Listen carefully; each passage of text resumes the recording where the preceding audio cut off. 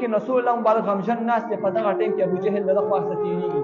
ابو جهل ورته وایي مسخرې پټه ورباندې ورته وایي څنګه ناست دي بیا رښتیا نوی څیز حاصل کړی که نه؟ رسول الله مبارک ورته فرمایي چې نوی څیز مې حاصل کړی دی. نو ابو جهل ورته وایي څه؟ رسول الله مبارک ورته فرمایي چې بوتلی شوی وم د شپې. ابو جهل ورته وایي چېرته؟ رسول الله مبارک ورته فرمایي مسجد حرام نه مسجد اقصا ته بوتلی شوی وم. نو ابو جهل ورته وویل هغه هم انکار ونه کړو. ډېر حرامي و د ابو جهل، خو ته پته مو خو ډېر انکار یې ونه کړو. نو ابو جهل رسول الله مبارک وایي چې دا خبره چې تا کومه ماته وکړه ته به سبا دا خپل قوم ته هم وکړي. رسول الله مبارک ته فرمایي چې صحیح ده قوم ته به هم دا وکړم. ابو جهل په دغه ټیم کې چغې سورې شروع کړي ای د کعب بن لوی ډلې راشئ. رسول الله مبارک تاسو نور نوی خبر راوړی دی. خلک په منډه منډه راغله. خلکو تپوس وکړو رسول الله مبارک نه. ورته وایي څه څیز دې کړی دی څه څیز دې راوړی؟ رسول الله مبارک ته فرمایي بېګا بوتلی شوی وم خلکو مو ته چېرته؟ رسول الله مبارک ته فرمایي مسجد حرام نه مسجد اقصا ته د معراج سفر مې کړی دی په د شپې په لږه حصه کې. خلکو ورته وایي ته خو ستا موږ سره په لمونځ کې موجود وي ته څنګه د شپې تللی وي؟ او د مسجد حرام نه مسجد اقصا ته څلوېښت ورځو پورې مسافت دی لرې فاصله ده ته څنګه په دې لږ وخت کې تللی راغلی وي؟ نو خلکو د مسخرې په ټول باندې لاسونه یې پړقول شروع کړله. ګوره دا د مشرکانو او د بېغیرته خلکو کار دی چې څوک د رسول الله مبارک شان بیانوي په هغه باندې به بد لګي.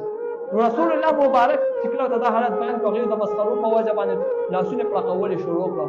دا څه وایي؟ نو یو مشرک په منډه منډه لاړې ابوبکر صدیق رضی الله تعالی مبارک ته.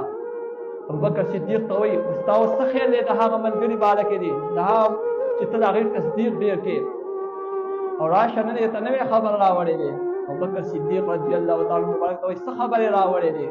وایي رسول الله مبارک فرمایي چې بېګا زه د شپې په لږه حصه کې معراج ته تللی وم مسجد حرام نه مسجد اقصا ته تللی وم اسمانونو چکرونه مې ووهلې سدرة المنتهی مې کتلې خلکو ته انبیاو ته مې امامت کړی دی. نو ابوبکر صدیق رضی الله تعالی مبارک مشرکانو ته وایي داسې ویلي دي؟ مشرکان ورته وایي داسې ویلي. نو ابوبکر صدیق رضی الله تعالی مبارک ته فرمایي څه چې رسول الله مبارک ویلي رښتیا یې ویلي دي هغه دروغ نه دي ویلي. په دغه وجه باندې ابوبکر صدیق ته د صدیق لقب کېغوستلی شوی چې بغیر د سوچ او بغیر د فکر یې د رسول الله مبارک تصدیق کړی دی او د رسول الله مبارک د نبوت تصدیق یې کړی دی. خو بیا په دې کې بعضې داسې خلک وو چې هغوی د مسجد اقصا کتلې وه بیت المقدس یې کتلې نو رسول الله مبارک ته هغه مشرکان وایي چې ته موږ ته د مسجد اقصا څه حالات بیان کا. رسول الله مبارک ته حالات بیانول شروع کړه تر دې چې په څه حالاتو کې رسول الله مبارک مشتبه شو. نو رسول الله مبارک فرمایي چې زما د نظر د وړاندې ما ته دا څیزونه داسې مشتبه شو. رسول الله مبارک فرمایي چې زما د نظر د وړاندې مسجد اقصا پورې چې څومره پردې دیوالونه هغه ټول لرې کړی شو مسجد اقصا ما ته مخامخ ښکاره شولو. نو رسول الله مبارک فرمایي چې ما ته پلانکۍ نښه ټولې نښې مې ورته بیان کړې مسجد اقصا.